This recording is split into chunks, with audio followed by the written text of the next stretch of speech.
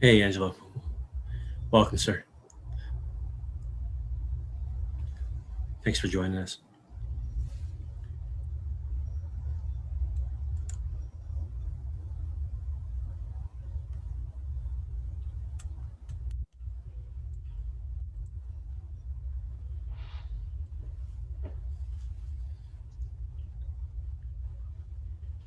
It's good to see some familiar faces and some new friends. We'll start shortly here, folks. We're just waiting for a few more of our presenters, and we will get going. Thank you for being here.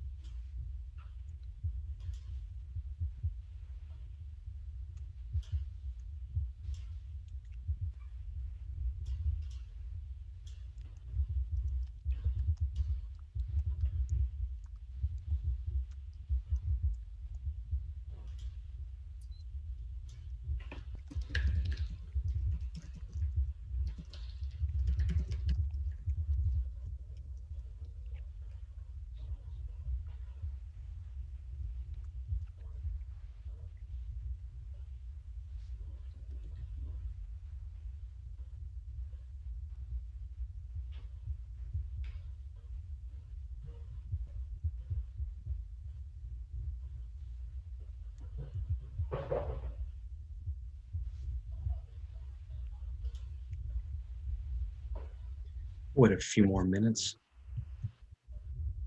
About half our participants are here.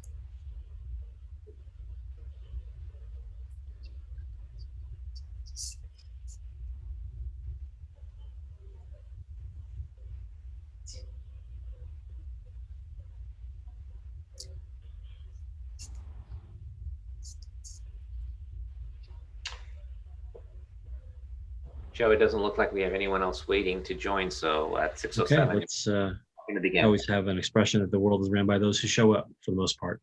Okay, let's kick it off. Thank you very much, everyone, for being here this morning for Get Appointed.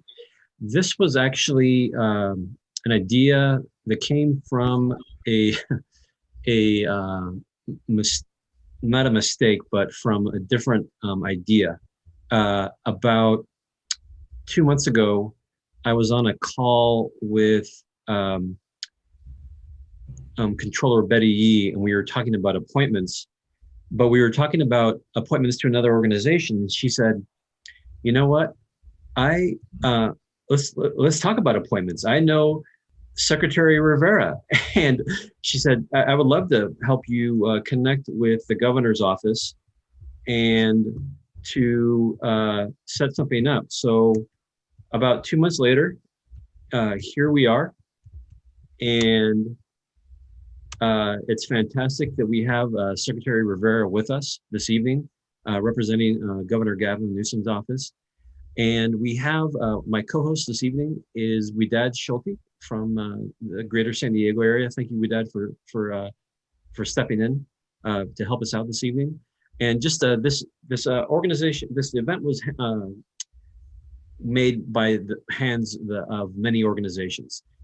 They are, as you can see on the slides, I'll just read them: the Islamic Sharia Council of Southern California, Northern California Islamic Council, the Central Valley Islamic Council, the Shia Muslim Council of Southern California, AMBA, Muslim Bar Association of Southern California, Muslim Delegates and Allies, the Muslim Public Affairs Council, Bayan College, CARE California, and also sponsored by I live in the city of Claremont, and this evening, Claremont Lincoln University was our generous sponsor of this event, and they will be presenting information on their new Masters in Public Administration, and they'll be giving us some information about that. So with no further ado, I wanted to, again, thank everyone for being here. And we have, here's our introduction. And what I wanted to do is oftentimes, from what I understand, and I'm going to learn about this with you, that navigating an appointment process with the governor's office can be very complicated. And so I have two friends on here that I wanted to invite who've successfully navigated the process and becoming appointed to the governor's office. For those political, for lack of better terms, nerds out there, there's only one person who has more appointments than the governor of California, and that's the occupant of the White House, the president. He has about he or she who's in the White House has about 4,000 appointments that they will make in their first term. But like they call California its own state, nation state. Governor Newsom, and I'm sure the Secretary Rivera can give me the exact number, but from what I read online, it's approximately 3,000 appointments between. I don't know if that's over 2 terms or if that's from beginning when the governor is sworn in at the beginning of his term. But over the course of his tenure, he will have 3,000 appointments to make.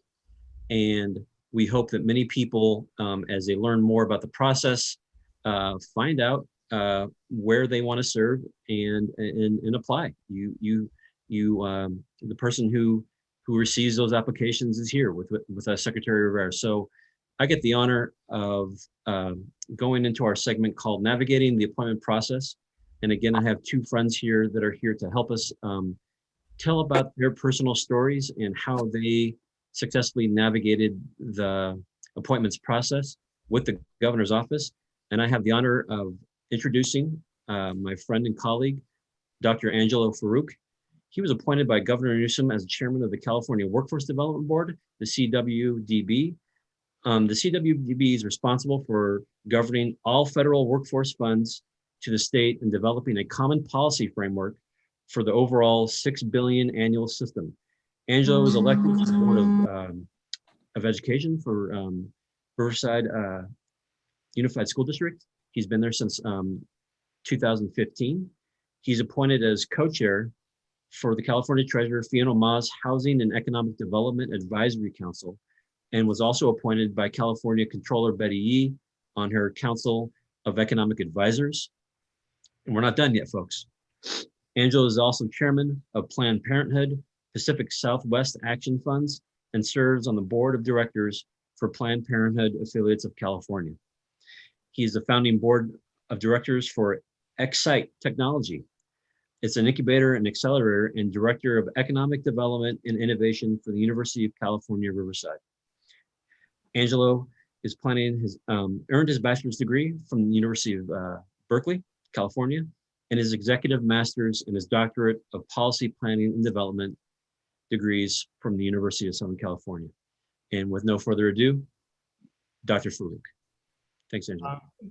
Thank you so much, Joe, for that really thoughtful introduction and inviting me here. It's really great to be here, and especially with such distinguished people like my friend, Dr. Kazi, Controller Yee, and Appointment Secretary, just a really great group of people.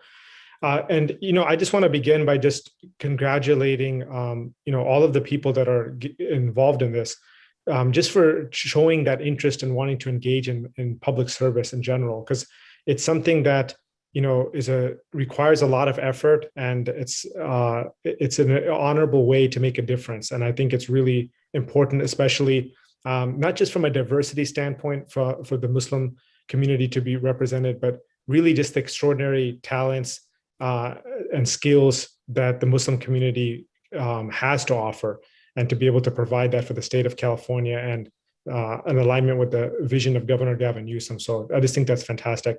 I also just want to add too that regional representation is really important, and I really admire Governor Newsom's commitment about California for all. As someone who's born and raised in the Inland Empire, I've always felt like our region has a meaningful voice, and I think that's really an important aspect of this, appointments and representation as well. There's a regional aspect. So, Joe, you shared a little context already about the Workforce Board of what it is. This position is established by Congress, actually, Workforce and Innovation Opportunities Act. So there's state workforce boards in all 50 states. And in California, we serve 1.5 million people annually. And there's, outside of the legislator appointments, there's 4 state legislators. The governor appoints all of the rest, and it's primarily industry leaders, but K-12 is represented with State Superintendent Tony Thurmond, and it's a really good cross-representation of the system. And so it's an honor to serve there, and especially with the pandemic and the exacerbated inequities of the workforce system, and getting people back to work has been really important. So there's two aspects to my appointment process. One was being appointed on the board itself, and then the second aspect was about being chair. And so I was originally appointed to the board actually under Governor Brown's administration back in 2013. And so I think, one, it's important to have credibility in the field that you're interested in. For me, I have a passion for education and workforce. And at the local, I'm based in Riverside County. At the County Workforce Development Board, I actually have served for 14 years on that board. And so I think not every board is structured that way, where there is like a local, in my case, through the Board of Supervisors, opportunity to get that experience. So that approach might not apply again to every position. But for me, that really helped a lot because I already was very familiar with the system. I already had interfaced a lot with the state board in that capacity.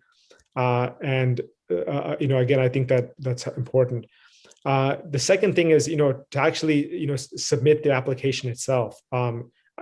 I've heard so many people, when they come to me showing interest, and they're trying to get people to advocate for them, and they haven't even submitted an application. The application is just it's critical that you do that, and I think it's important in the manner that you do it too, to be very transparent and forthright. Reputation is everything. I think in life in general, but especially in the political realm, and knowing that what you're doing is not just about having a role of leadership for yourself, but that it's a reflection of the governor, the administration, and the interests of the state of California. So it's really important to be very forthright with everything, and knowing that and I know our Secretary Rivera speaks to this often, that the governor is very good about second chances, and so people shouldn't feel like that they eliminate themselves from consideration. They truly believe that they're worth it. I think in my experience, it was important to notify my state legislator representatives, and I think that's a good thing to do probably in general. It's even a part of the application, whether they're Democrat or Republican, and so their voice can be important in this process as well. I mentioned that I already had been on the radar of the staff side of my agency, just by virtue of being active at the regional level. And I found and again, in my experience, that the staff were consulted and their input was factored into the appointment process. And so for me, I found that to be, a helpful, beneficial thing. For me, the process took about, I think, a little over 6 months or so. There was a vacancy at the time when I was expressing my interest. But I think there's a lot of factors which, again, Secretary Rivera could probably speak to more in depth about when and why, different timings occur. So I'm not even going to pretend to understand that. But for me, it was about a 6-month process. And then after Governor Newsom was elected, our chairman at the time was Mike Rossi. He decided to retire and step down. And so there was a vacancy at the chair position. And obviously, in our role, we don't serve in terms. We serve at the pleasure of the governor, just indefinitely. So one, I didn't want to be presumptive that I would necessarily have the opportunity to stay on. And then two, there is no formal process, about who's going to be the chair per se. It's not a like a vote from the board. It's the administration's discretion. And so for me, I was very fortunate that people like Betty Yee, who's a mentor of mine, helped give me some insights. I had an opportunity to meet with Secretary of Labor Julie Su, who's now transitioning at the Biden-Harris administration, and she encouraged me to consider the chair position because it's an important part of complementary part of working with her in her role in the administration. And so for me, that was obviously very humbling and gratifying. The one stakeholder outside of Secretary of Labor that I also met with again, just sharing my personal experience. I'm not implying that this is what it would be relevant for other people's position. Art Pulaski is also a member of our, has been a colleague of mine, on the state board. And, it was recommended for me to speak with him as well. I had a really good conversation with him. So those were kind of my experiences. And, from there, I was just told that I was, going to be serving the chairmanship. I think this was like within like the first half of the first year of the governor being elected. And in terms of being an effective board member, I just think it's important to take the position seriously. Again, it's way beyond just your personal interest.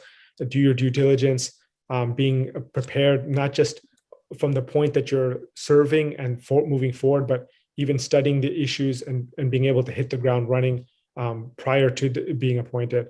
I can't emphasize enough that whether it's before you're serving, during, and after, that your actions and your words are a reflection of the governor and the state, and you have to take a lot of pride and be very conscientious about that, and be aware of what protocols exist too.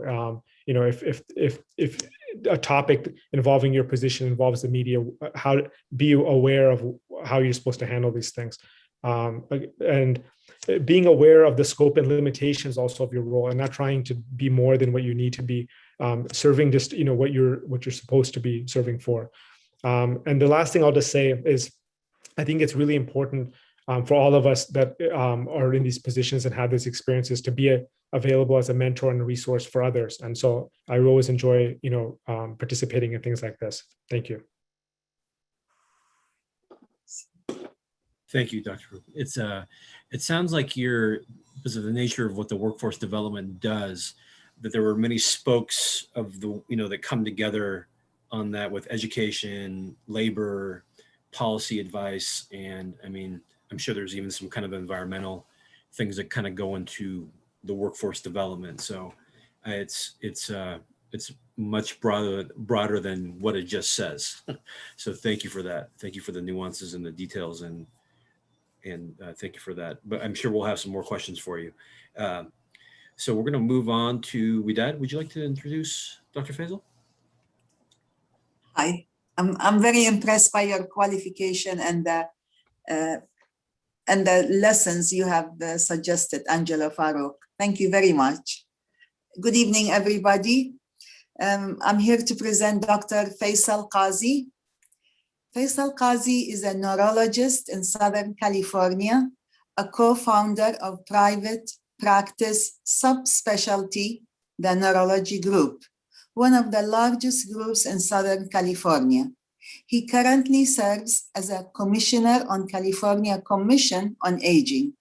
He co-founded and continues to serve as the president of MINDS, which stands for Medical Network Devoted to Service, a community service nonprofit based in Southern California, which focuses on providing free of cost specialty healthcare to patients in need and those with neurological disabilities.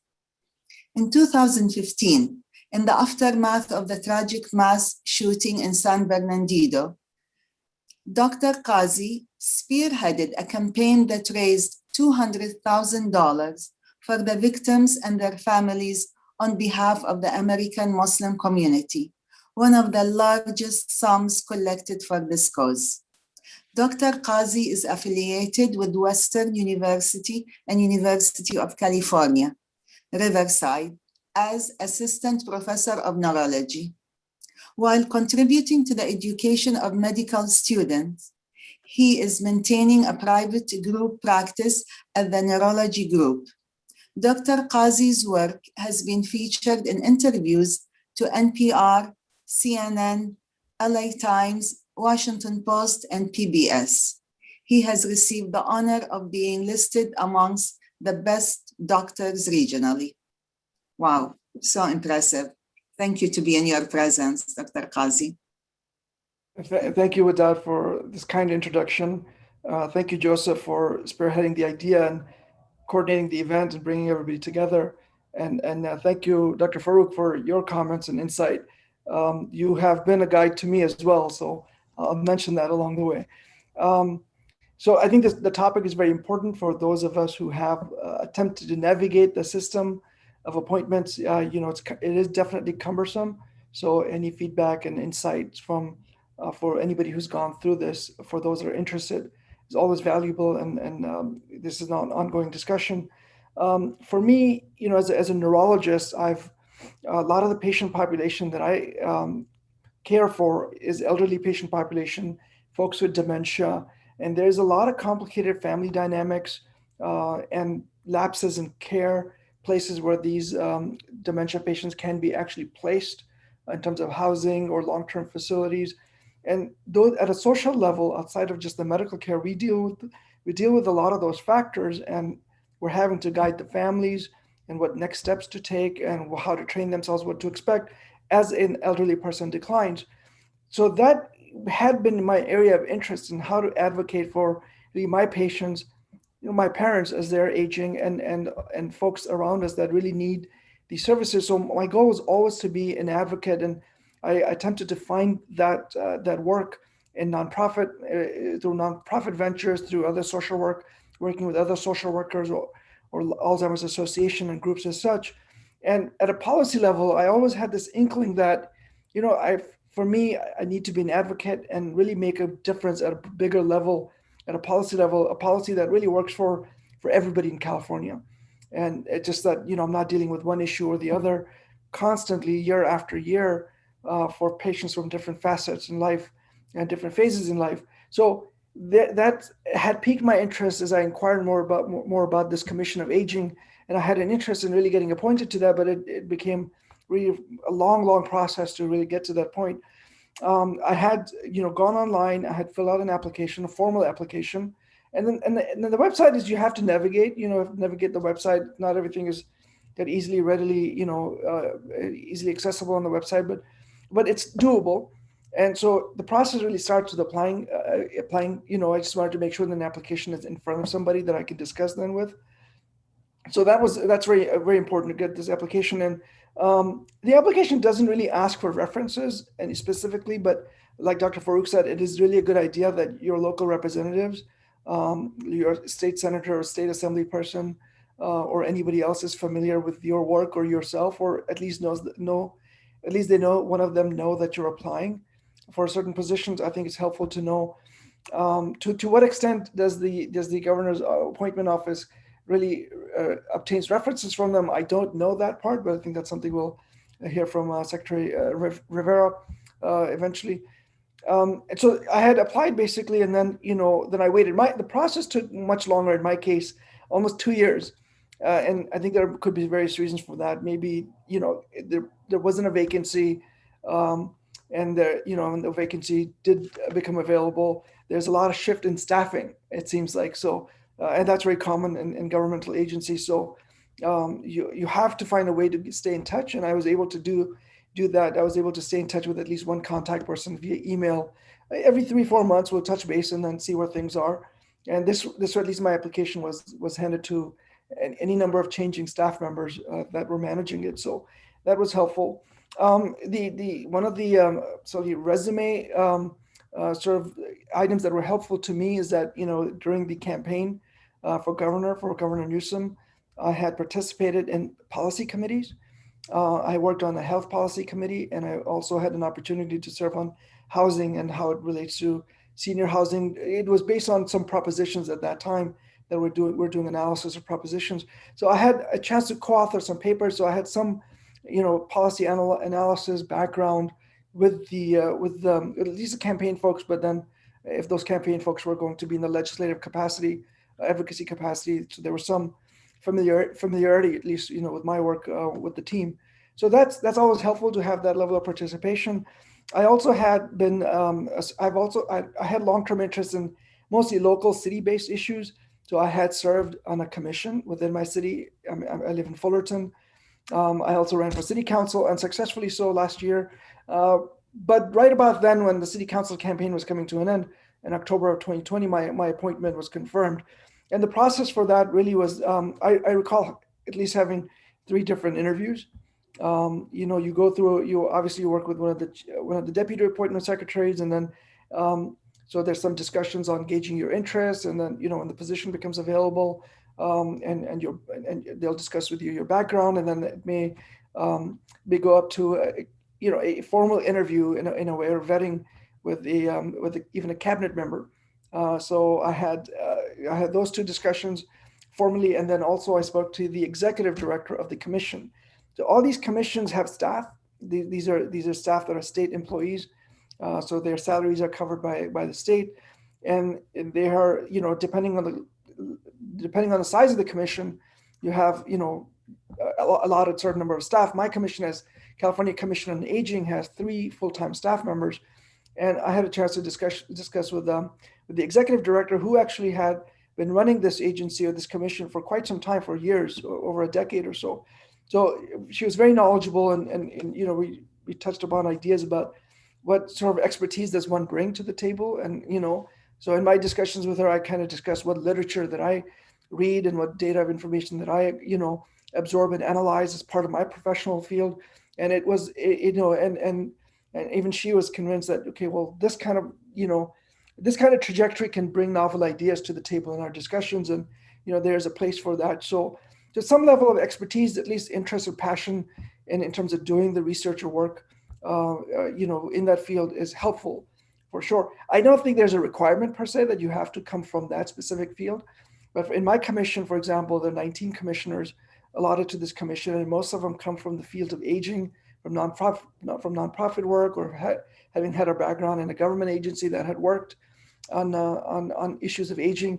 And what's fun, I always thought, that if you want to be an effective advocate for your constituents, or in my case, my patients and my family members and my community, one of the things is that you need to learn the governance process of governance.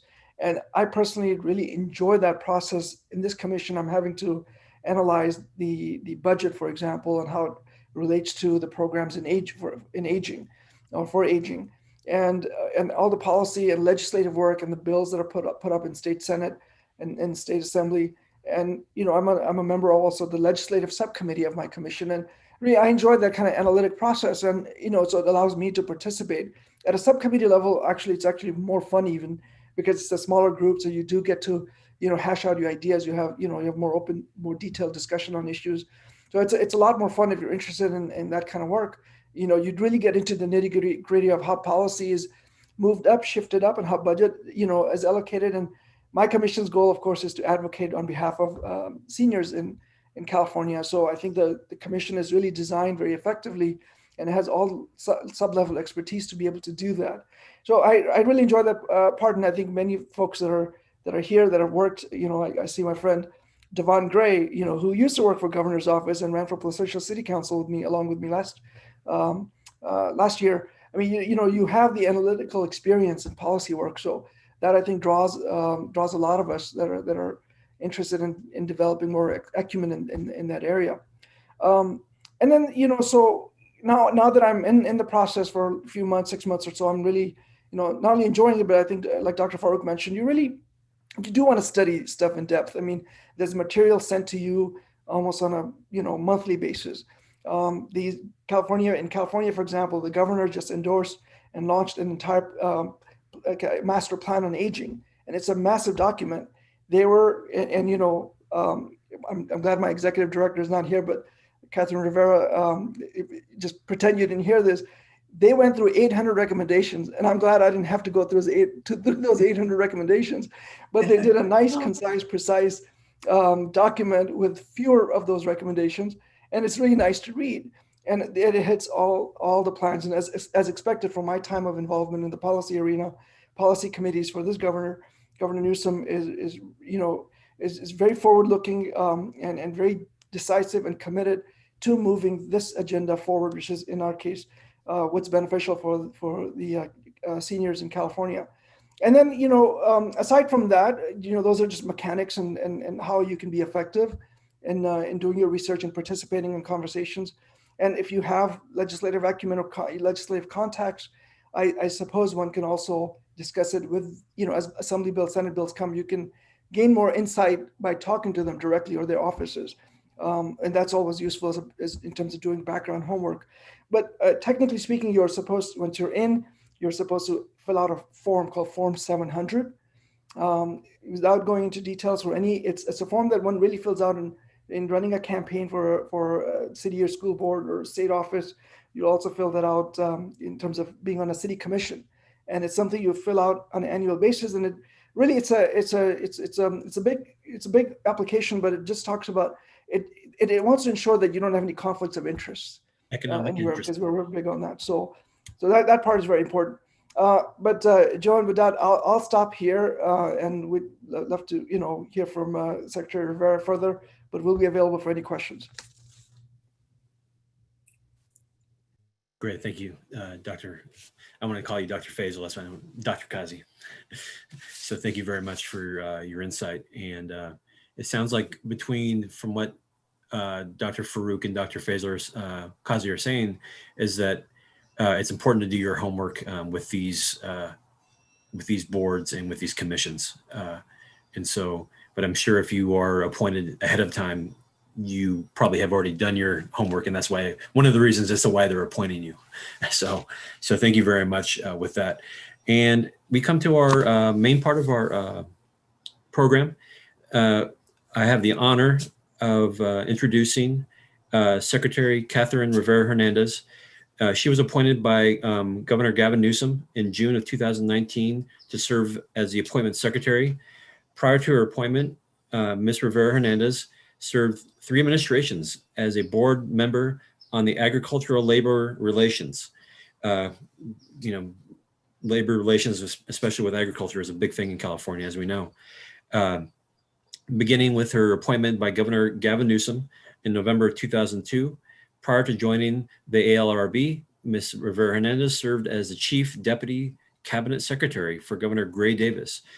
As Chief Deputy, Ms. Rivera Hernandez served as the governor's liaison to various state agencies, departments, and boards, including the Health and Human Services Agency, the Department of Corrections and the Rehabilitation and Office of Emergency Services, and the Department of Food and Agriculture, and there is more.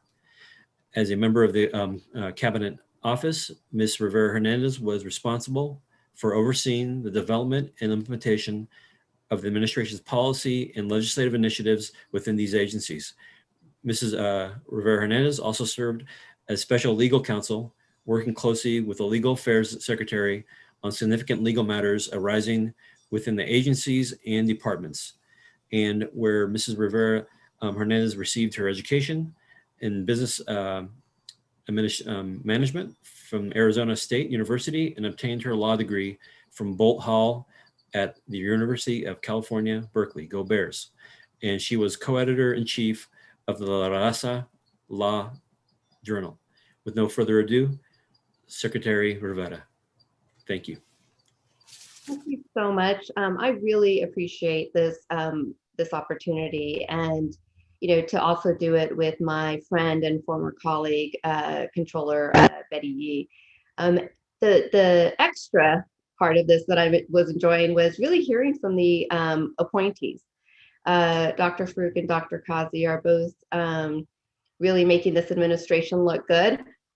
Just for the record, you do not have to be a doctor to get an appointment. But I rarely get those types of insights from appointees. As they know, we send out the press release and then we it's like sending our children off to an adoptive home to serve. But so it was just really great to hear your stories. So I think that when people think about the appointments process, they think about it as an insider's game, where you have to know somebody to be appointed. I will say that with 3,000 appointments, that includes 300 board and commission slots, and those are rotating. So people are constantly, as we know, especially during COVID, making life changes. So there was a mention before about how many in a term. It's just a constant churn. People are terming off of boards every month. People are deciding they want to retire. People definitely during COVID made some, different life choices and decided, I want to go spend time with my grandchildren or whatever it might be, or just another job. And so it is just a constant churn. And so we wouldn't get very far if you had to actually know somebody, high up in order to get into an appointment.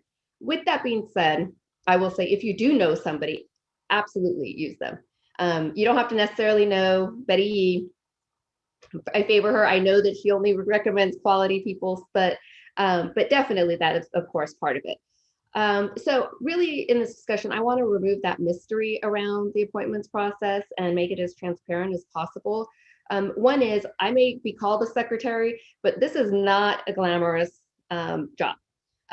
This is, people think of it as, it's like you sit there and you make these big decisions. We are an employment agency. And so we have to rely on our online application process.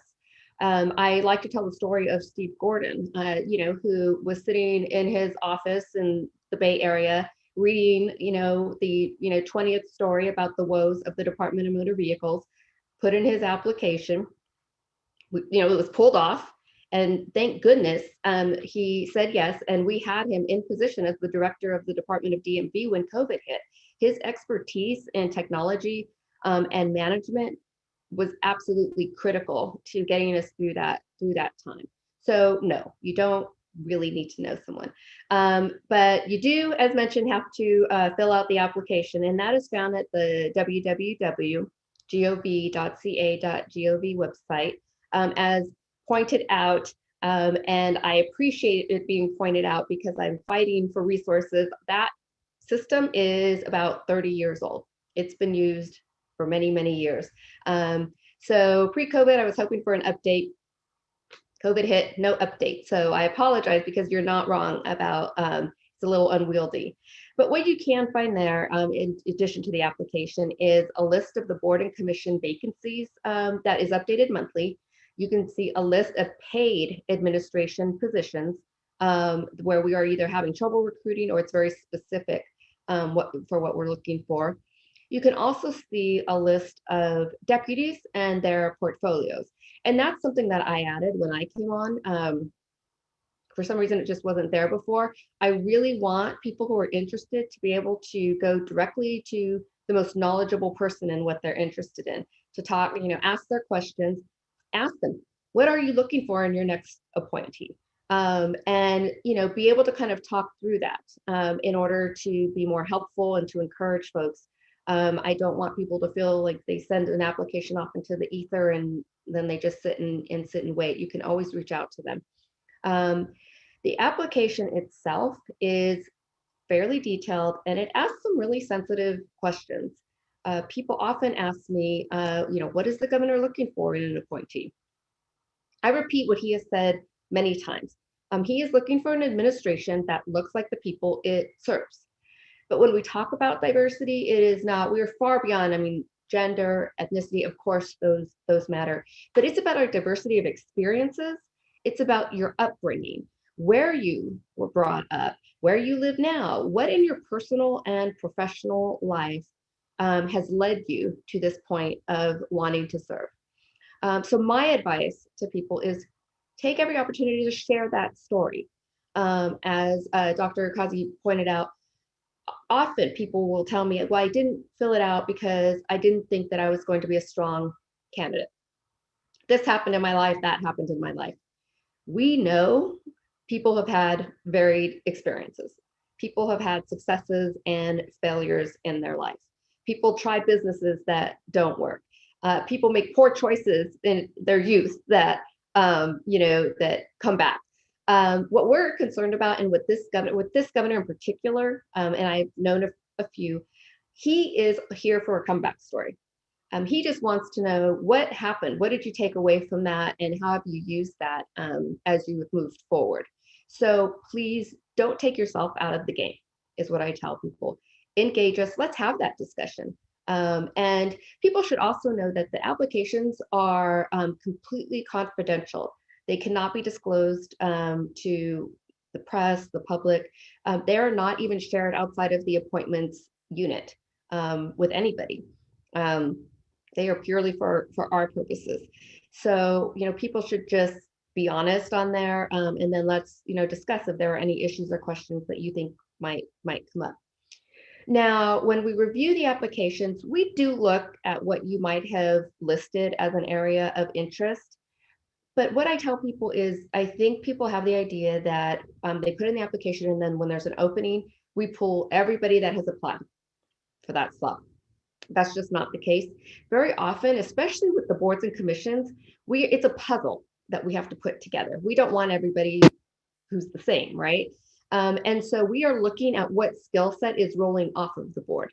And, do we need a manager? Do we need a marketing person? Do we need a communications, a lawyer, a financial guru?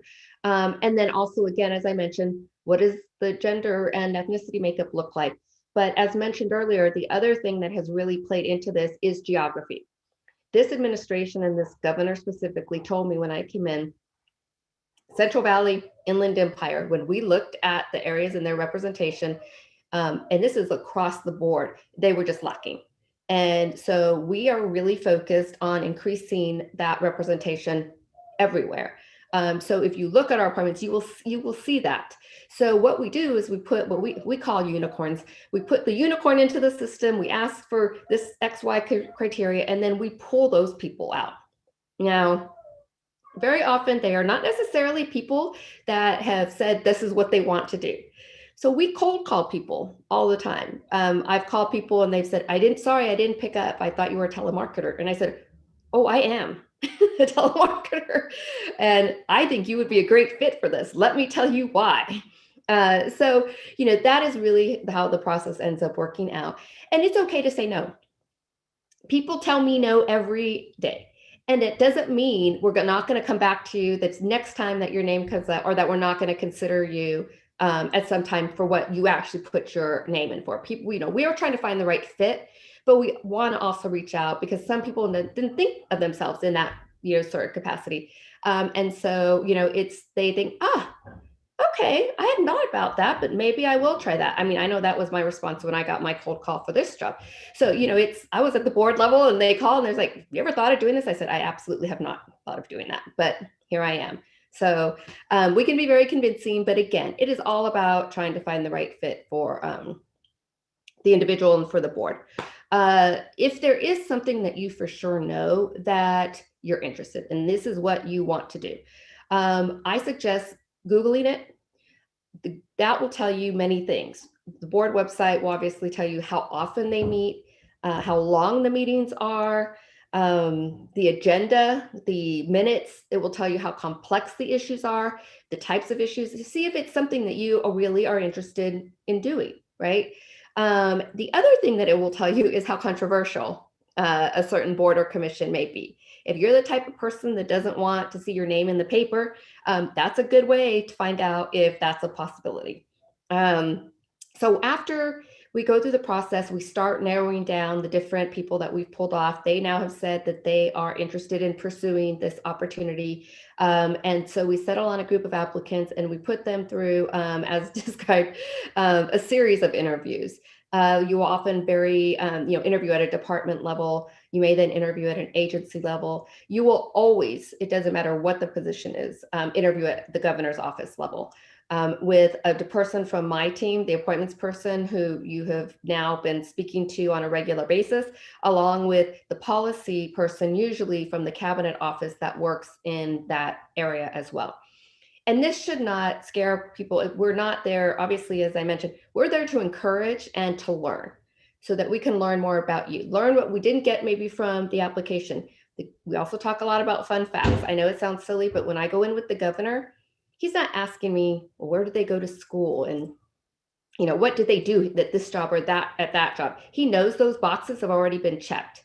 This is his only chance to actually get to know this appointee, because he doesn't interview, except for at the secretary level. He doesn't interview the appointees. So this is his only opportunity. So we talk about the person. We tell the story. This is what they did. This is why. This is what they've been doing. They happen to coach their, kids' baseball team. They happen to have created some sort of patent for something else. They traveled to some, country to help kids. I mean, we just tell the story so that he really understands who he is bringing into his administration. His most common question to me, especially if it's, say, a board like the podiatry board, is, why do they want to do this? And so it's all about conveying to him why this person is actually choosing to join his administration. So we go through that interview process and we settle on that recommendation. Very often it's one. If it's a board, when we have several people we're trying to slot, we may take in a slate of people. And I go in each week with him to discuss the candidates. For example, this week I took in 50 people. And so it kind of gives you an idea of the volume that we're dealing with, that the deputies are dealing with at any given time. We have a lot of people moving through the system, and we lose people every week. And so we go through the process of having those discussions with the governor. He decides if he would like to approve the individuals we are recommending. And then at that point, you usually hear from one of the deputies in the appointments office that, says, congratulations, you've been chosen. And then we, of course, work on the bios for the press release. And again, there could be out 2 days later, it could be out a week later, it could be out a month later. But then that's really when the work begins. And that's the great work that Dr. Farooq and Dr. Kazi are doing. And that's really where the engagement happens. And, like I said, we want to be proud of the people that we're putting out there. I think the one thing that, the one reason we sometimes lose people is they didn't realize how much time it was going to take. And it's different for every board or commission. So we really now are focused on, that's why I tell people, make sure you look at the agendas, because people get very excited about the idea and they're not really sure that, about the work. So we really try to address that up front. And then you're out there and you're a representative of this governor. And I know that, the governor takes that very seriously. I think Dr. Farooq's comments were right on point. I will say that although I know he is a Brown appointee and we don't reappoint because they're at pleasure, we have co-opted him. So I consider him one of our appointees. So the other things that I wanted to touch on, a few things that were mentioned. One is on the references. So I always tell people it is definitely not about the quantity. And in fact, we start to get concerned if this person is coming in with 20 letters of support. It's, well, like, where are the distinguished, like on policy, or, it just gets a little bit, I think you lose the impact. So I just tell people, think about value added. I would much rather see a letter from somebody who can attest to something that you've done, or to your character, or why you might be making this decision and how they know that, versus a really important person signing off and saying, this person would be fine, on a form letter. But I mean, and those are fine too. I just really try to caution people on making sure, because I think the value added letters really have a greater degree of impact. The other thing is, once you start the process and you have a discussion, I think the advice about checking in and the patience that Dr. Kazi had, we encourage people to keep in touch. Definitely check in. I tell I've been on the other side of this process 4 times. So I've gone through it from beginning to end to confirmation. So I brought a very different perspective to this job than I think any other appointment secretary, because I had been on the other side so many times. So there were certain things that I took away from those various experiences that when I came in, I was like, we're going to do this, we're going to change that, this is how it's going to work. And one of those things is, the reason we have so many deputies is that I want them to be responsive. The response may be, absolutely nothing has changed yet, but check back in another month.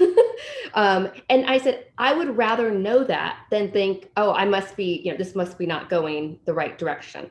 Because what we do is not linear. At any given point, these deputies are working on probably 100 different appointments. Every day they're dealing, and different priorities are coming in, or they're losing a quorum and they have to shift from this priority to that priority. Or we just decide, hey, we need to go and put this board back together. So that happens. There is definitely, this is not widgets. So it is not a linear process. It is very much a prioritizing that happens with them every day. And everybody's in a different point in their process. So check in. They don't mind. email them. They will respond. If they don't, you tell me, and I will make sure that they respond. But I have been very clear with them about maybe good news, it may be bad news, but we're going to tell people because they have their lives. They're making decisions, and we want to make sure that they know where they stand. The other issue is around timing. So as this was a perfect example, right? Somebody could be there, go through it 6 months. Somebody could be 2 years. And that was my experience too. It was different every single time, from the time that I filled out my application, whether it was for reappointment, to the time that I was actually appointed. It all varied. One of the things that really plays into that, especially with the boards and commissions, is very often if we have terms coming up at the same time, we're putting more than one person on. So when I left the ALRB, my colleague, who was the chair, was appointed to the PUC.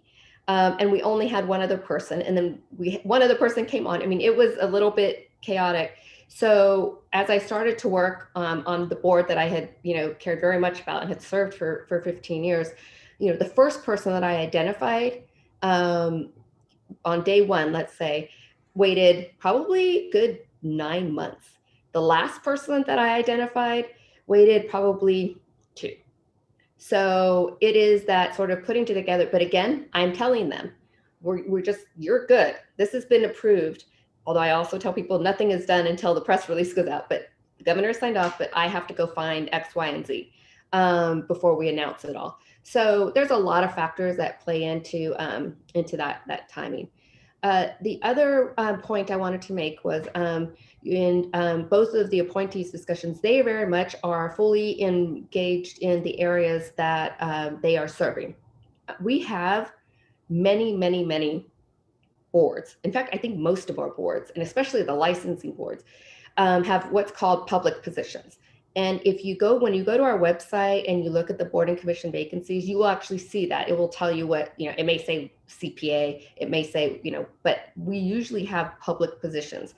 That is somebody who has zero interest in that area or profession. That is the accountability. Those are the people, that's the people of California watching that board. And they also tend to be our person too, that we try to connect with, because it's true. There are people who have vested interests in how things go on this board. And that public person is the one person that's supposed to sort of be the accountability spot. So those are very critical.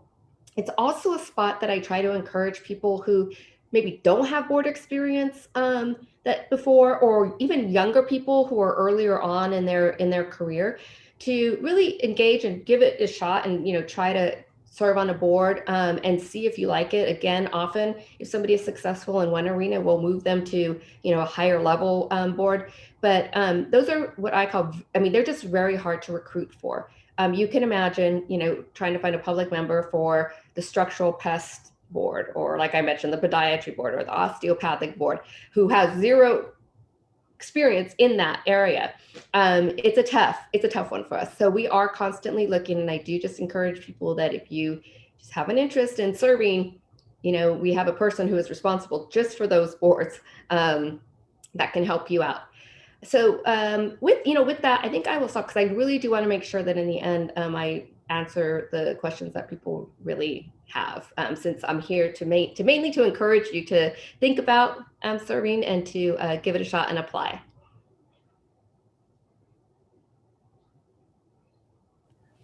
Great, thank you, Secretary Rivera. Fantastic.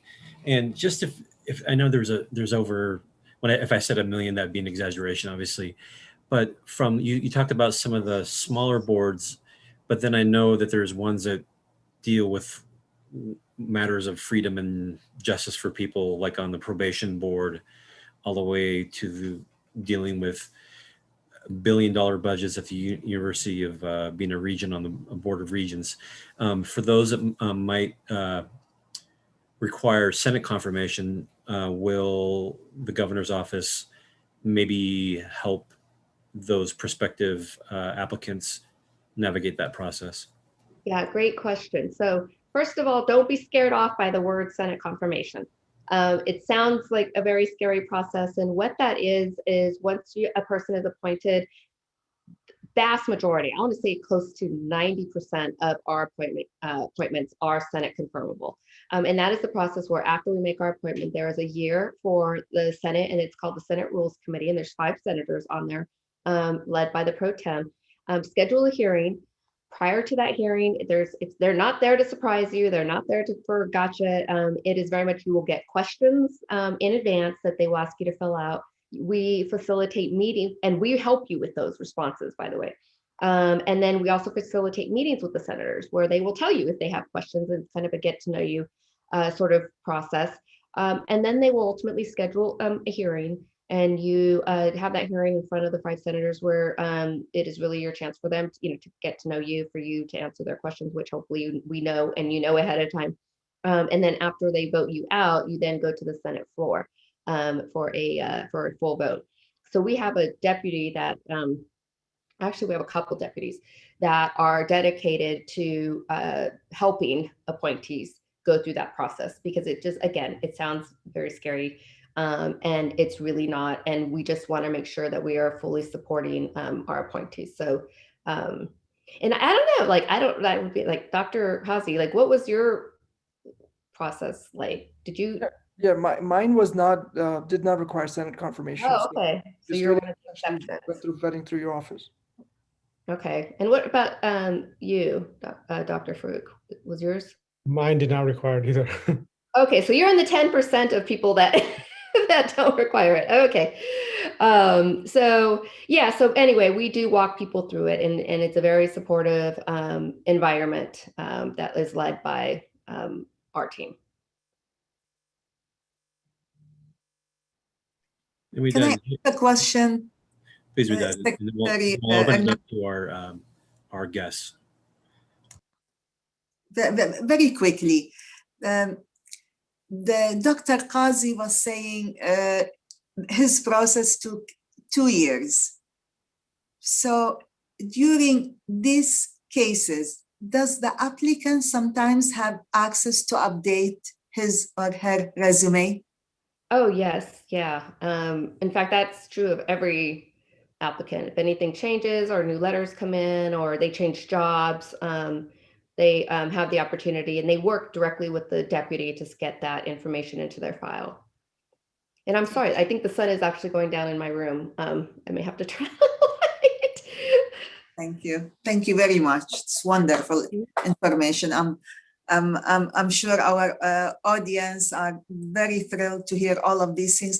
And is it possible to put the website where they can apply? Yep. You don't mind. Thank you very much. And I always, when I think of the name Rivera, I go back to Diego Rivera, the famous Mexican painter, one of my favorites. Oh, it doesn't look like, I think maybe because I'm a participant, it doesn't look like I can. Not put it in the chat.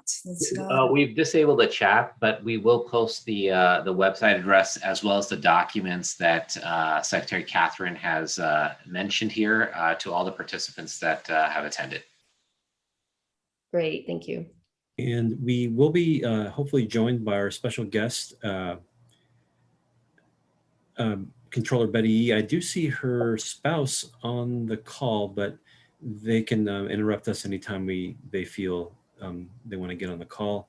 Are there any questions from any of our participants who would like to ask any of our 2 appointees or the secretary? If they can raise their hand, we will unmute them to talk. Go ahead. The first person, actually that's Wadad. You had your question, so if anyone else has questions, you can raise your hand and we'll unmute you. And there's Betty Yee. Shall we ask her to start first, Joe, and then please let Wadad thank you, Controller Yee, for joining us. And if Wadad, if you can introduce our special guest for the evening. Wadad, you're on mute. I did that.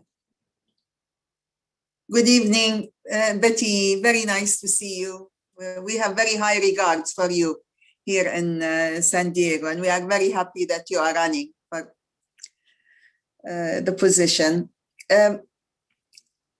A native of San Francisco and a proud product of its public schools, Betty was born to immigrant parents who built a laundry and dry cleaning business from scratch in the Parkside district of the city.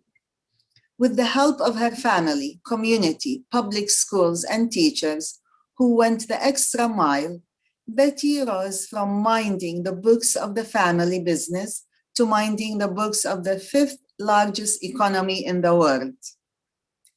She was elected to the California State Board of Equalization in 2006 and re-elected in 2010, representing close to 9 million Californians.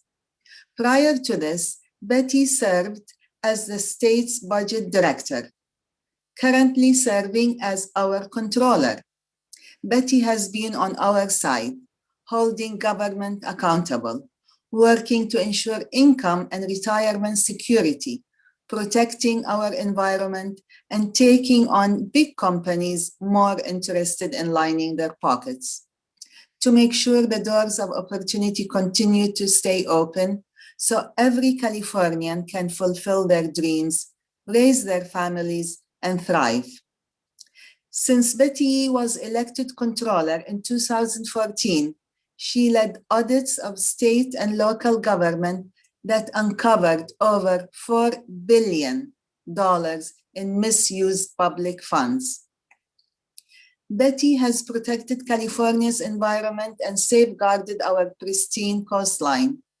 As chair of the State Lands Commission, she worked to decommission the last nuclear power plant in California and the last state oil platform in the Santa Barbara Channel. She has defended California's water against federal oil drilling plans and protected public access to public trust lands and beaches. Thank you, Betty, for being who you are. Wonderful. Thank you, Widad, very much. And good evening, everyone. It's really a pleasure to be here. And first, I want to say thank you to Joe and Hanif for really coordinating this event. It's such a beautiful event and just covering a lot of ground, and just so looking forward to all of you thinking about a place for yourself in serving in public service. And I also need to thank my dear friend Catherine Rivera for spending time and just has been doing such a stellar job for this administration and bringing diversity into the administration. It's something that I know the governor really treasures and embraces, and it's been a hallmark of his public service. And just can't think of a better person heading up the appointments operation for the governor. And then to two dear friends, Dr. Kazi and to Angela Farouk, who are appointees as well. And I should probably say I'm really grateful for having been appointee in a prior gubernatorial administration for Governor Gray Davis as his state budget director, and really had a phenomenal experience there.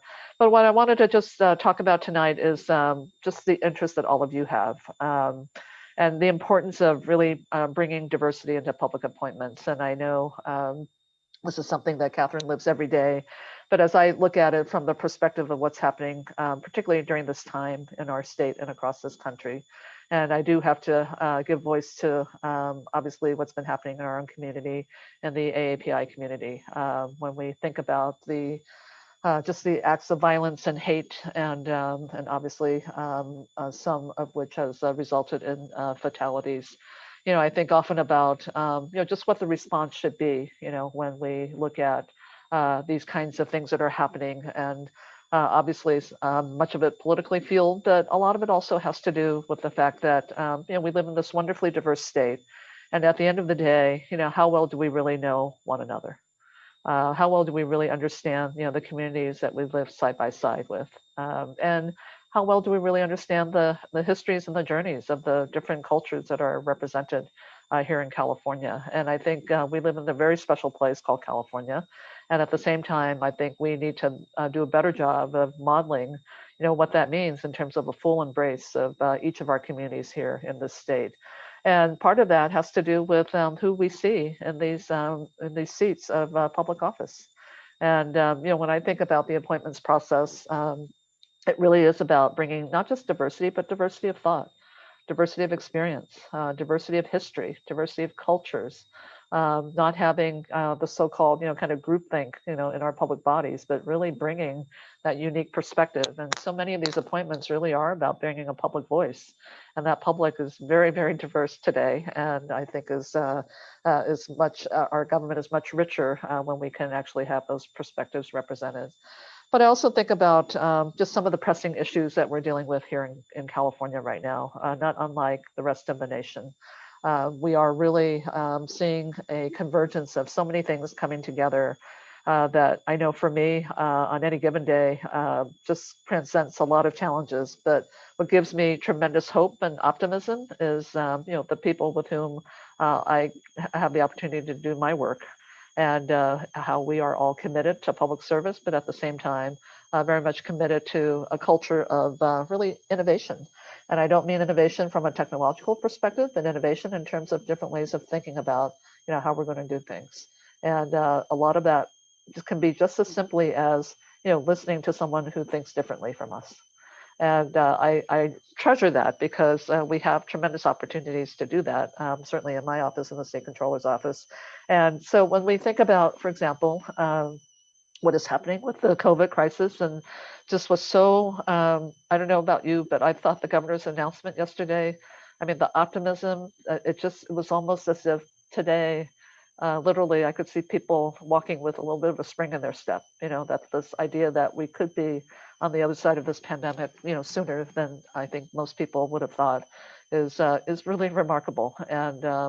And being just steadfast, forthright about all the things that we need to continue to do to be sure that we can get there by mid-June. But I think about this pandemic and certainly all of the inequities that it's exposed. And some of it we are confronting, even as we're thinking about vaccine distribution. Some of it will stay with us even after this pandemic, in terms of where we've not invested in public health, with our dollars. Looking at the fallout of those who have lost livelihoods in California, how they are represented in different sectors, what communities are specifically affected. And when I think about particularly the hospitality industry and certainly the care sectors, two very, very vulnerable sectors from a work perspective, and the COVID crisis, many who work in those sectors are women. And many also really earning, barely a minimum wage. And so, these are the kinds of things that we need to recognize when we are serving, because, and I know Angela has to deal with this every day as chair of our, Workforce Investment Board, and the kinds of things that we need to do as a state to ensure that we can have a robust economy that is rebuilt, but that also can really accord every Californian financial health as well. And that to me is really the challenge that we have going forward. But how do we do that? How do we do that in a way where we really are touching every community and understanding that the needs are not a one size fits all, that there are specific needs with respect to place, geographics. There are special needs with respect to ethnicity, and there are special needs with respect to gender. As I said, these two sectors that I just mentioned, overrepresented by women, particularly women of color. And so how do we bring those experiences that really help to guide the policies that are going to be put in place? And the one thing I will say is that there seems to be now increased attention on just what is going to continue to have this economy be successful. And the specific focus on the care sector, I have to say, I'm very heartened by, particularly with the Biden administration in Washington, as a huge plank of its economic plan and infrastructure plan is on the human infrastructure, as it relates to how we're going to hopefully lift up people who are doing this work, and pay them for what they are worth, and how much we value what they do for in terms of taking care of our loved ones, and also looking at potential career ladders as it relates to that type of work. And so, to finally have a recognition that our economy can't be healthy and recover fully if we don't really try to tackle that aspect of our of our economy so that people can rely on it. Those who are doing the work can have a livelihood, and those who are dependent on that work can be full participants in our economy. So as I think about the appointments process, when I was the budget chair for the state of California, so much of our decisions about what's going to work revolves around the allocation of resources. And so even if you're serving in an advisory role on a particular body, you inevitably will come up against questions around the allocation of resources. How we prioritize those. Are the dollars being used well? Are they meeting the needs that are really the most pressing? Are they reaching communities that really have the deepest, inequities that have been the result of just decades of neglect? So those are the kinds of things that you're going to encounter, and I think it's an exciting time to serve because we have just so much opportunity to create something that is going to be much more sustainable, much more resilient, and hopefully be able to really support many more Californians for years to come. I just came off of I was guest lecturing with some students at Fresno State before I jumped on this call, all accounting majors, and they all actually had a desire to come into state service because they were hearing how there's great job security as an accountant in state service. And to which I said, yeah, there's great job security, but look at all the great things you get to work on. But it was just really exciting because for young people, one, to not think about leaving California because it's so expensive to be here, but two, really thinking about public service is really, I think, a wonderful, wonderful development. And hope that we can bring that talent into state service. But you all are of talent as well. And I think as you think about regardless of what your discipline is, there are definitely appointments opportunities for all of you. I'm going to ask you to expand your thinking in terms of what you believe you're capable of doing and giving voice to. I'll just I had a friend who is someone who didn't really think she was going to be appointed to something, and she got appointed to, gosh, what's the board, Catherine, that actually oversees like the security industry and kind of locksmiths and I forget the name of the board, but she had no idea what it was going to do, but she was just so happy that she could bring kind of a practical consumer voice to that board. And that's really important. And I think there are just many, many ways that I think all of you can contribute in this fashion. So thank you for putting the program together tonight. I want to just congratulate all the appointees who are here. For all of you who are thinking about appointments, please do consider applying for them. And then also, I'll just say, my master's is in public administration. This is an area that I think the public sector is going to be undergoing a lot of change going forward. And I think all of you can be a part of just helping to define what that looks like. Because if there's anything that we've learned from this pandemic, both personally, as a state government, professionally, and that is that we're each essential to the other. And as I think about how we rebuild better, there has to be an ability for all of us to be able to just be a voice for each other, to be sure that we're not leaving any communities behind. This governor is intentional with respect to having this be a California for all. So this is not about tokenism. It's about really having people at the table who look like all of us. And so just really happy to be here to offer a few words. And again, thank you to all of you for making this possible. Thank you to Catherine. And I really look forward to working with all of you as you come in to be a part of the state of California family. Thank you. Thank you, Controller Yee. That was, it always warms my heart when you speak. So thank you so much. Thank you, Joe. And I think this is when we come to the question and Q&A for any of our audience members who are out there. We didn't see any earlier. Our presentees couldn't have been that good. They couldn't have answered every one of your questions. So if you would like to, I see Mahdi, would you like to? Yep, so we got Muhammad Akhtar that has a question. Please go ahead. I heard the URL earlier of the web page where one can go and fill out the application. could I request that URL again, please? So Catherine gave us that URL. If you want to repeat it, please. Catherine, you're on mute. And we will send this out. All right, give us a second to unmute you, Catherine.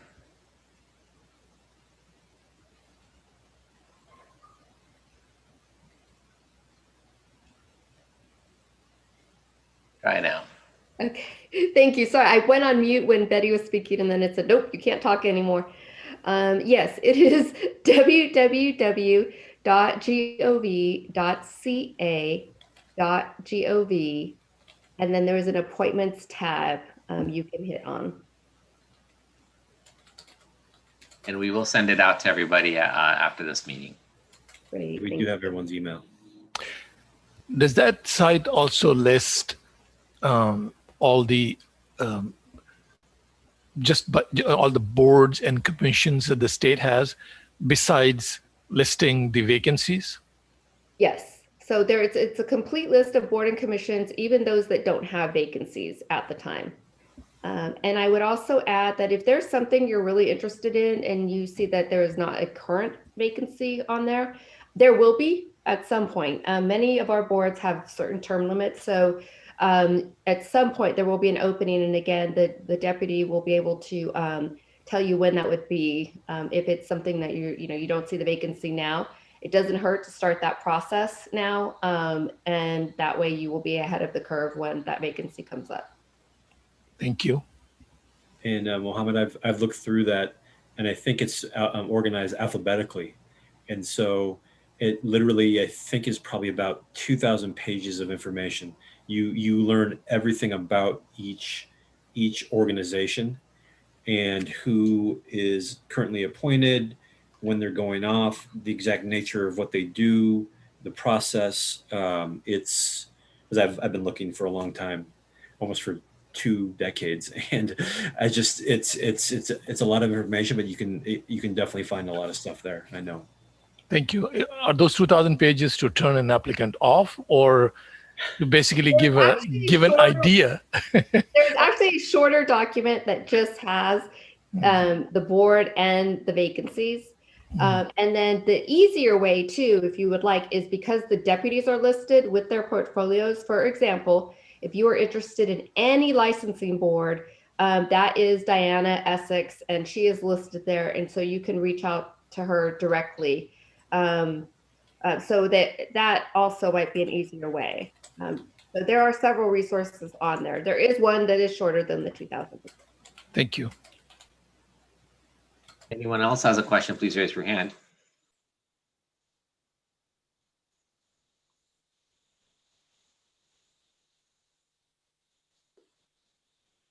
Okay.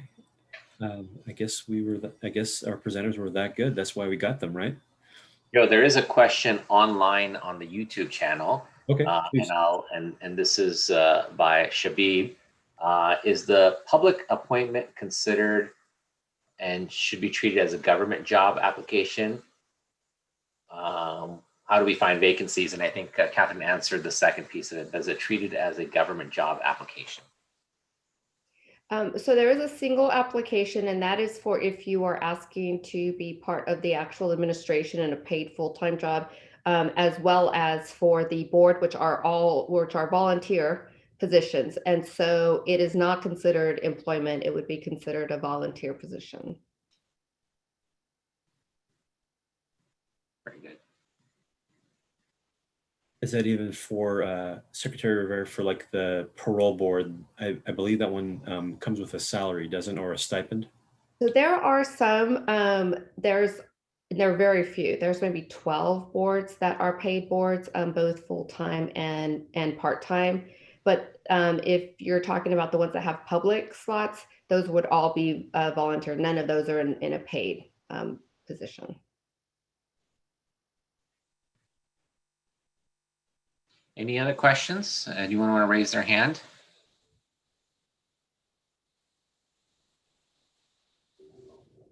Last call before we move on. We'll do another one. Okay, so Sister Wadad's got a question. Go ahead, you can unmute yourself. Is that okay if I can ask a question? Yep, go ahead. Okay.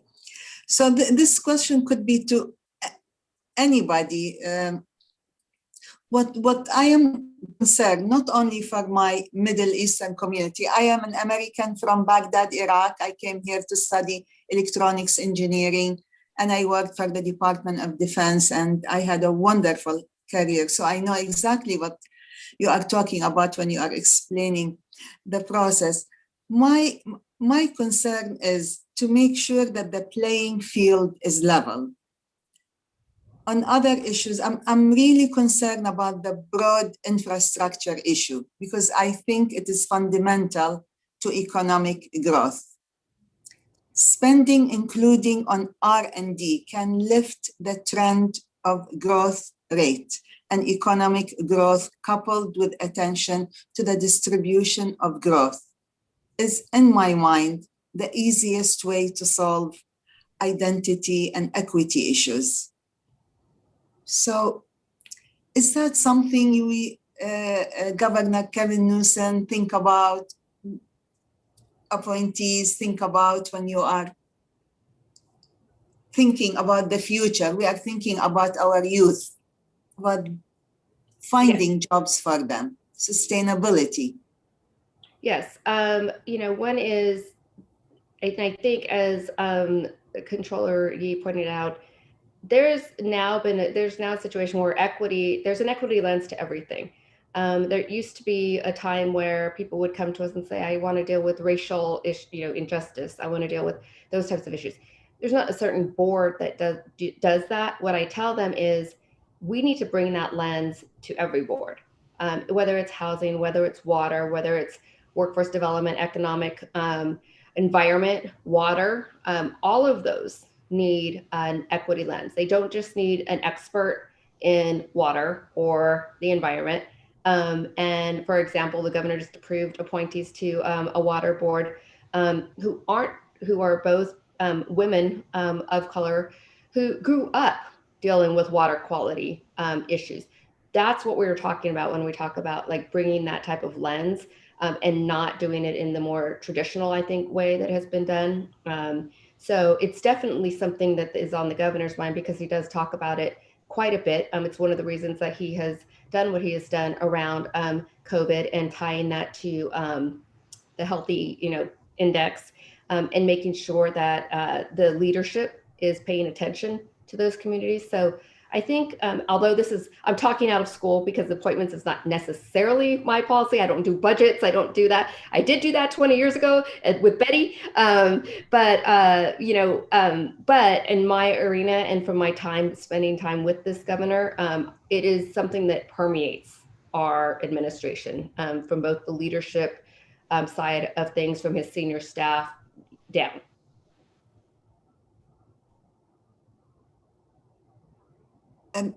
I received some questions from people who wanted me to ask the office of Governor Kevin Newsom. So if there is nobody, and if I am permitted, may I ask some more questions? We have one more agenda item. Shall we move to that? Oh, I'm sorry. Okay, We'll open go up ahead. Again, how's that sound, Joe? Let's do that. And then we can come back if we have more time, depending on how long we go with Claremont and Lincoln University. How about with that? Very good. So do you want to introduce CLU? So I have the honor of introducing our sponsor of the evening.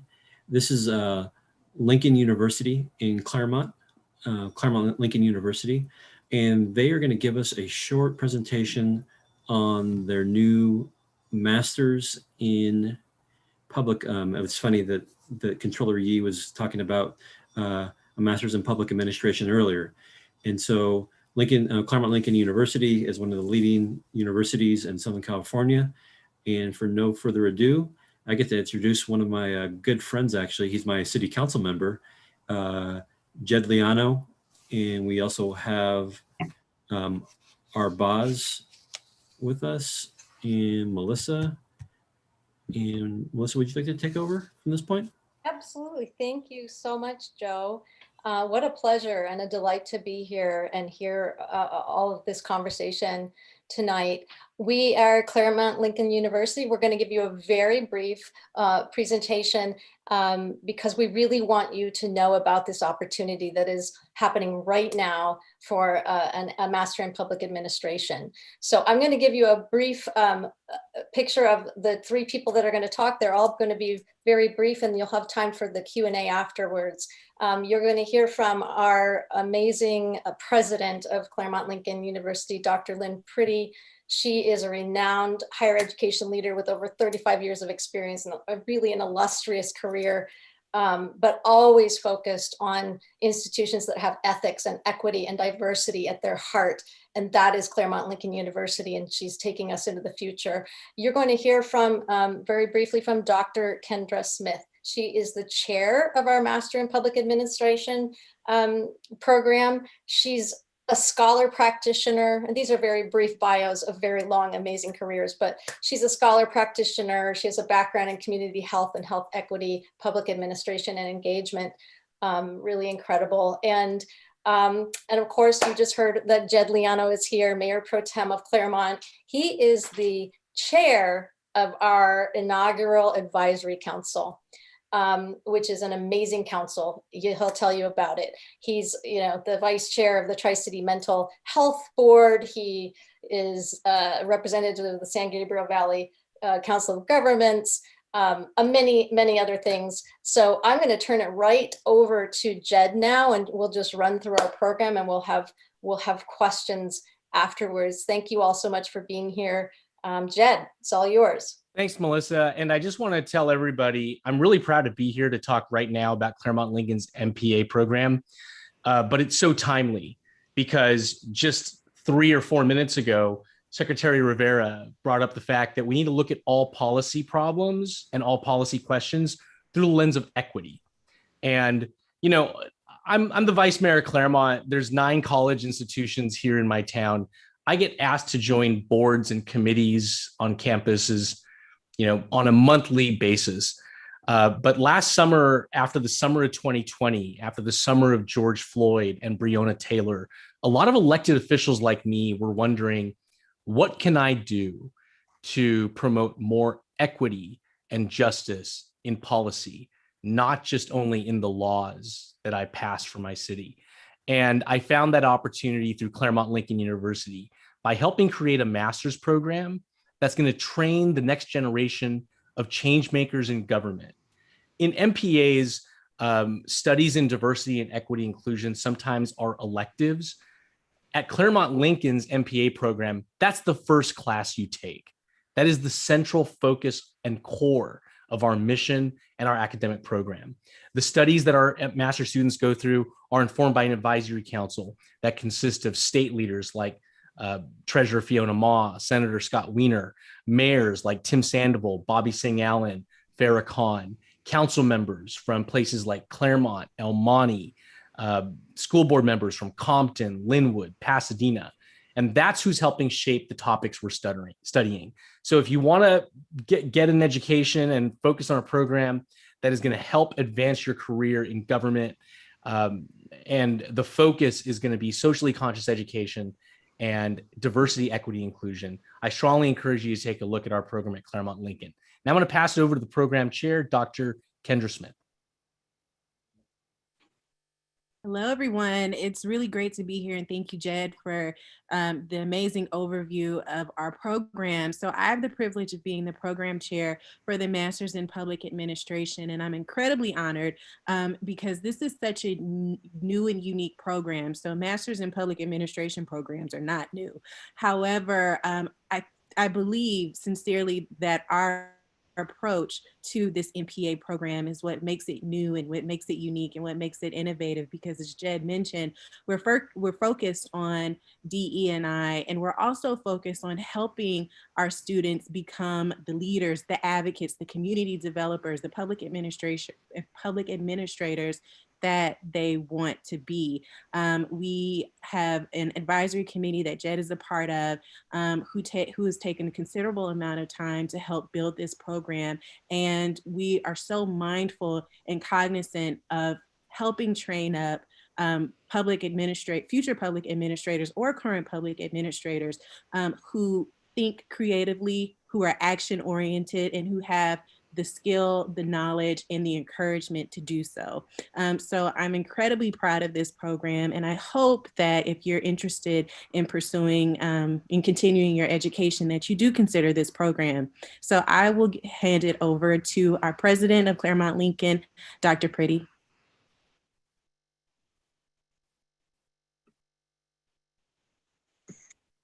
Is Dr. Priddy a co-host? She does have access to speak. Kind of lost her on here. Let me see. I'll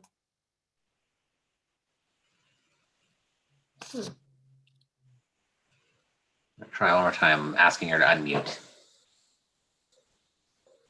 There we go. There we go. Thank you so much. I am keeping you from Q&A, and I just I am so honored. I'm so excited and thrilled that so many people are looking at becoming appointees and getting involved. Jed captured it right. We have created a new degree designed for those who want to serve, those who want to be change makers, those who are activists. And one of the things I want to focus on in every degree at CLU, Claremont Lincoln University, but particularly in the MPA, is this focus on deep, pervasive development of ethical, inclusive, empathic leaders committed to social change. You can see the tenets of the change model on the screen. It really begins with a mindfulness dialogue, a purposeful, intentional development in every aspect of the program, of that inclusiveness, of dealing with disparities. And anchoring it is our capstone. So if you are involved in the program, it's not as if you're studying and then you're going to go out and create change. The program itself and the Claremont Core, which is this driving, pervasive focus on leadership that's inclusive, focused on diversity, focused on equity, you will be involved in a challenge, a capstone project or internship, something you are passionate about, and you will build it throughout that program. You will apply it throughout the program, and you will create change. It allows you to serve while you're learning. So really excited about that. Another thing, you heard about the MPA Advisory Council, but we are also backed by the largest land policy institute in the United States. So the Lincoln Institute of Land Policy, hence our name, Claremont Lincoln University, has invested millions and millions of dollars in municipalities to create incredible change. And we could talk forever on that. But right now, they have helped us also create this program. They want it to be relevant. They want it to be cutting edge. They want it to come with a network of peers in other municipalities, as well as those in Southern California. And so they are offering $100,000 in fellowships. Actually, they have now committed another $100,000 as well, up to 20 $10,000 fellowships for everyone who joins our MPA program. It's in celebration of their 75th anniversary of trying to solve social inequities through land policy. So I really encourage you to look at the degree.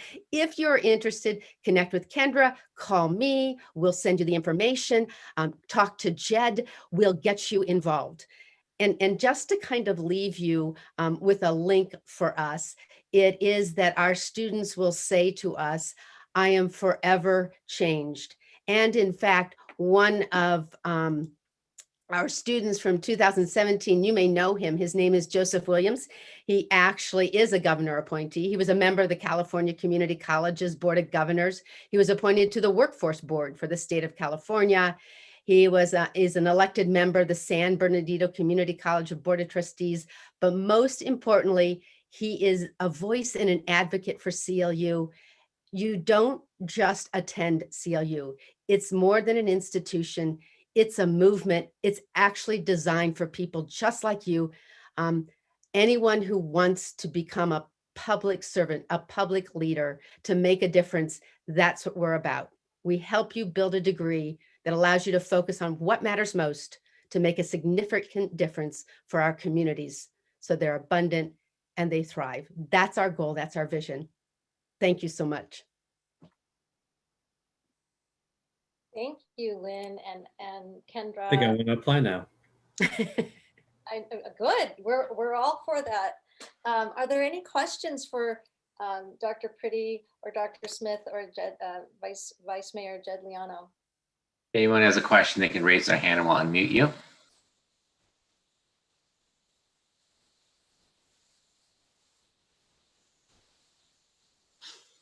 I don't see any questions. Okay, well, thank you all for having us so much. We were delighted to be here. Oh, there is one question. There's one question.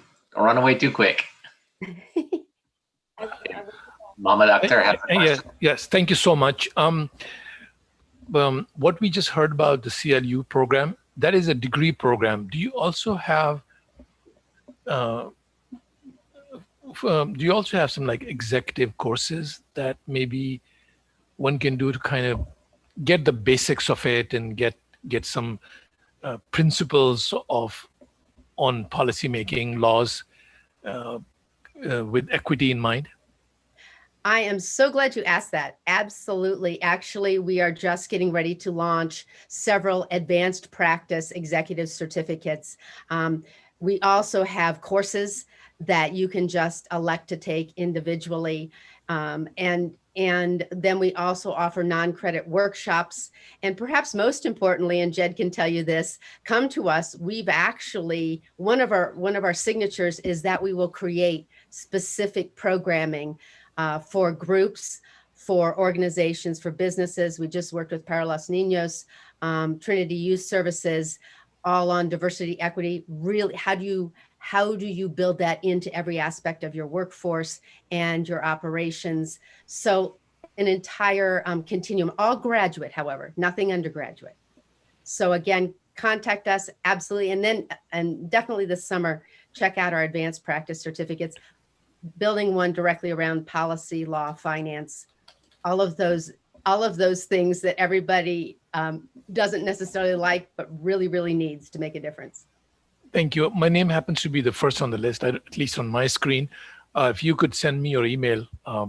Absolutely. This is Mohammed. I appreciate. That's correct. Thank you. You know, Lynn, you might want to also talk about how it's perfect for working adults. Yeah, actually, so just so everybody knows, the average age of our student is 42. They are working professionals. The entire program is designed to be online. It does come with a network. You know, our building is in Claremont. You can always come to the building, but the program is anywhere from 13 to 18 months long. You can take 2 courses at a time, 1 course at a time. You can take time off. You can come back. You can shift it. It literally is designed for those already in public service, those aspiring, or anyone who is a savvy career changer and now wants to become a public leader. It's flexible. Right now, we are approximately 50% diverse in terms of our students as well as our faculty. And we are also about a 25-75 split, 75% female. So a little bit more about us. You can tell we're a little passionate. Absolutely true. Any other questions? You can raise your hand.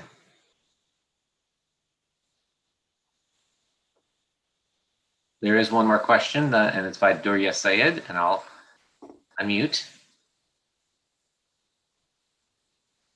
I really want to thank you for having this forum.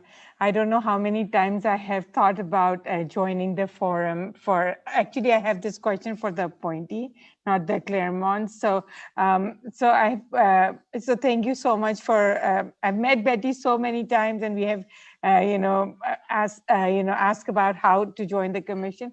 I was actually sitting today for one of the young community member who couldn't make it.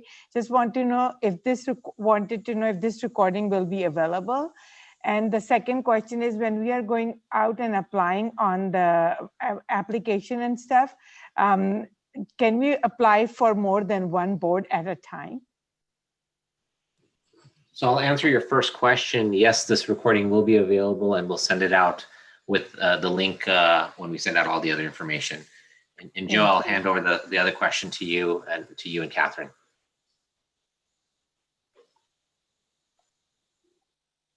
I think Catherine had to drop, Secretary had to drop off, but I'm happy to answer that. Yes, you can apply for many positions simultaneously, and that's encouraged.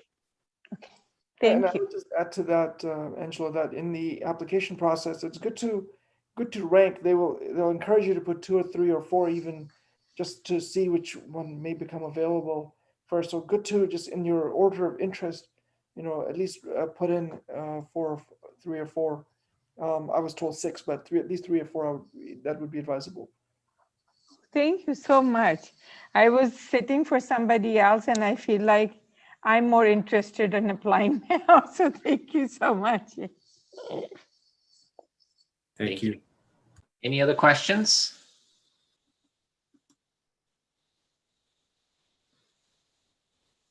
We're opening up questions both for Claremont Lincoln University as well as for the appointee process.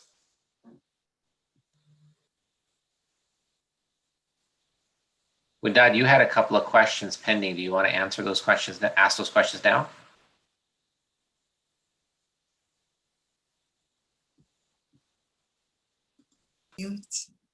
Okay, thank you. I really appreciate it.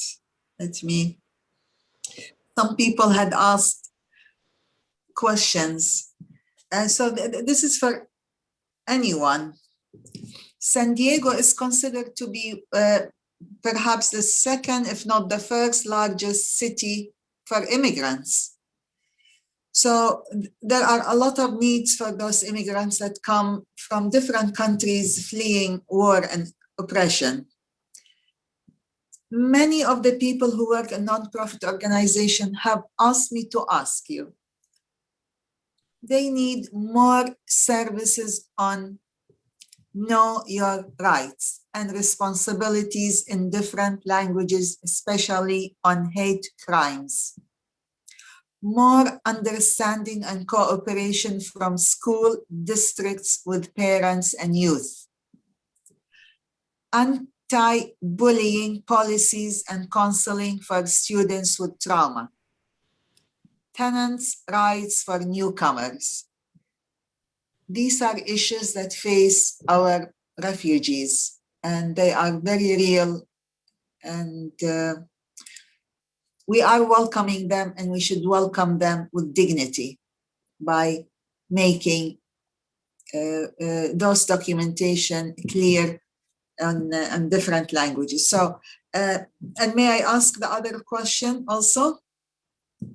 Or should I wait until somebody answers this?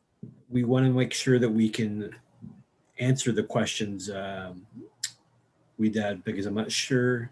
Those are like policy questions, and I don't know if any of our panelists would have the expertise to answer those. Okay. The other question has to do with a bill that was introduced on a federal level, actually, called BREATHE. And the BREATHE bill was constructed by the organization BREATHE, which stands for Breonna Taylor, Rodney King, Eric Garner, Ahmaud Arbery, Trayvon Martin, Howard Bowie, and etc. That's the E for BREATHE. So can anybody tell us what is the status of this bill? Is it easy to track it? I would think that we could probably contact a local legislator and find out those bills and where they are in the legislative process. Sure. Yeah. Thank you. Okay. Thank you very much. Last call for questions before we wrap up. Joe, it doesn't look like we have any questions, so do you want to proceed to wrap? Yeah, I want to thank everyone for being here, especially Claremont Lincoln University, and to our panelists, Dr. Farouk and Dr. Kazi, and to Controller Betty Yee, and to our special guest, Secretary Rivera, and my co-host, Widad Schulte. Thank you so much for being here, everyone. And thank you for staying on this call for this long. We had, I think at one point, maybe 45 participants, and I think probably about 55 people hop on and off. And thank you very much, and have a great evening. And this is available on our YouTube channel, and we'll send it out to everyone who gave us an email when they registered. Thank you. You. Thank you. Thank you.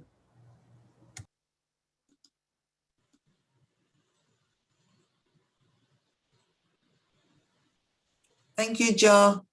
Good job. Excellent. Oh, okay.